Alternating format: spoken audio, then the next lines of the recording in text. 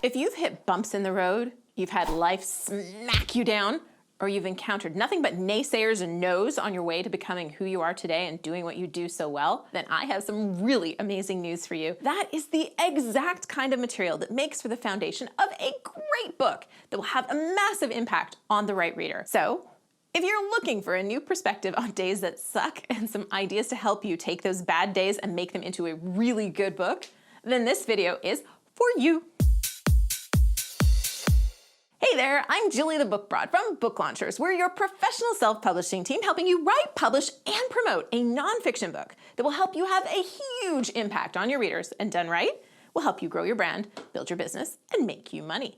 The best part, you, yes, you, keep all rights and royalties. When you haven't experienced struggle and pain, fear, or deep hurt, it's actually difficult to write a book. If you haven't tried and failed, you don't really have lessons to share. Learning doesn't come from success. Learning comes from making mistakes and things going wrong. One of the few clients I've had to let go in the middle of a book project was someone who struggled from day one to find a hook for his book. Even after some editing, the book fell flat and didn't feel real. The only good advice he offered came from things he'd read or courses he'd taken. The author didn't have a voice or hadn't established his authority, and nothing about the book made it feel like a must-read. The biggest source of his problem, he grew up in a good home with means. He had a great social circle. He married the girl of his dreams. He worked in a business that was an easy win for him and started making money early on. Nothing had gone wrong. I basically had to tell him we weren't going to be able to continue working with him on the book. And I kind of said, you know what? The bad news is we haven't been able to find a way to make this book connect with the audience you want to reach because you haven't had a lot of hard lessons in life. The good news is you've had a really blessed life. I was relieved and surprised that he agreed and decided to abandon the project. Before you kind of stop there and go, what happened? The author could have saved his book by interviewing people with stories about his subject. He could have done deep research into books covering the subject. And ultimately doing that, he could have developed a unique perspective with examples based on all that work. So all is not lost. If you actually have had a blessed life, you can still write a book. There's still book possibilities. But none of that was something he wanted to do. But take heart. If you've had a lot of challenges in your life, you likely have a great book in you because the best source of your hook is likely related to a defining moment in your life. Here's a really important thing I learned from Robert McKee, regarded by many in Hollywood as the teacher of story structure, and I learned it during a 3-day seminar I took on story. Stories get energy from the negative. So next time you're watching a really good movie, notice the best scenes are those that have a change in emotional value. For example, a happy couple having coffee together. Everything's going well until the woman receives a text message from an ex-boyfriend. The new boyfriend gets jealous and mad, and he accuses her of leading on her ex. She gets up and leaves. Yes, tell me more.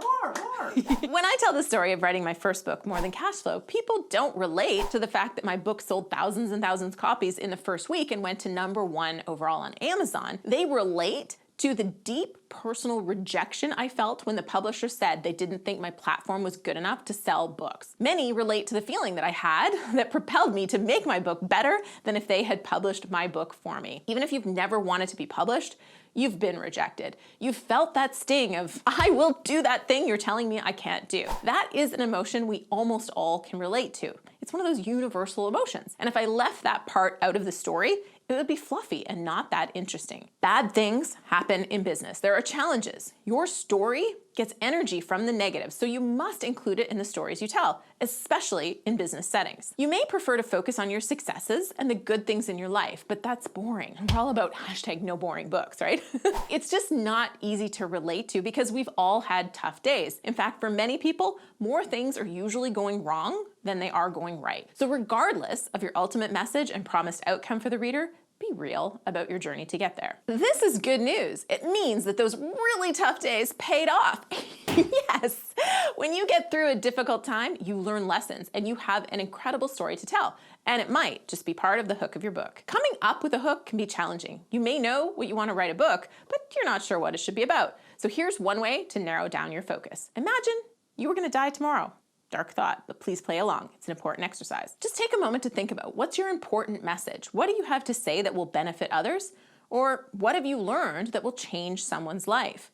The hook of your book could be in your answers to those questions. Thinking about what makes you unique also leads beautifully into the next topic we need to cover. Who do you think you are to write a book? And that's just what we cover next in my new book, Self-Publish and Succeed, the hashtag No Boring Books way to write a nonfiction book that sells. If you like this video, you will love the book. So please head over to juliebroad.com to get your copy. If you have a new perspective on days that suck, go ahead and smash that thumbs up button. Go ahead, try it. It feels so good. It's a pick-me-up for any blah day. And after you do that, let's chat about how you use your bad days in your books below. And when you comment the day a video is released, you'll be entered to win some sweet hashtag No Boring Books swag like this mug and ta-da, this journal. And probably we'll be giving away books, hoodies, and backpacks too. We have new videos every Tuesday and Friday. Make sure you catch every one by subscribing to the channel and turning those notifications on. I think you're rather fun. Would you like to spend some more time together? This video right here is the latest and greatest from the channel. And this one right here is all about 3 mistakes memoir writers often make. Your bad days are potentially part of a great book, but not if you make these mistakes if you're writing a memoir. These are both pretty awesome videos, so choose the one you want to see and I'll be waiting for you there.